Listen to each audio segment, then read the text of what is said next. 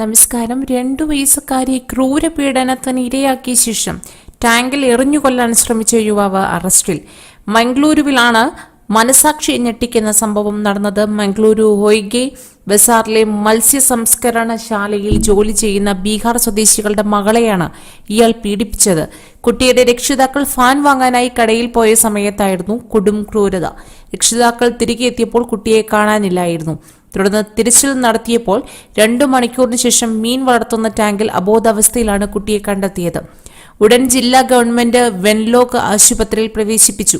കുട്ടിക്ക് ബോധം തിരിച്ചു കിട്ടിയതോടെയാണ് പീഡനം പുറത്തറിഞ്ഞത്. തുടർന്ന് പ്രായപൂർത്തിയെത്താത്ത പെൺകുട്ടിയെ പീഡിപ്പിച്ചതിന് പോക്സോ വകുപ്പും കുട്ടിയെ ടാങ്കിൽ എറിഞ്ഞു കൊല്ലാൻ ശ്രമിച്ചതിന് വധശ്രമവും അടക്കമുള്ള വകുപ്പുകൾ ചുമത്തി ഇയാളെ അറസ്റ്റ് ചെയ്യുകയായിരുന്നു. അറസ്റ്റിലായ ചന്ദനും മത്സ്യ സംസ്കരണശാലയിലെ ജോലിക്കാരനാണ്. ബീഹാർ സ്വദേശികളായ 80ഓളം പേർ ഇവിടെ ജോലി ചെയ്യുന്നുണ്ട്. ജോലിക്കാരുടെ 6 മാസം മുതൽ 7 വയസ്സ് വരെയുള്ള കുട്ടികളെ പരിചരിക്കുന്നയിടത്തു നിന്നാണ് ഇയാൾ കുഞ്ഞിനെ തട്ടിക്കൊണ്ടുപോയി പീഡിപ്പിച്ചത്. കൂടുതൽ വാർത്തകൾക്കായി ഈ ചാനൽ സബ്സ്ക്രൈബ് ചെയ്യുക.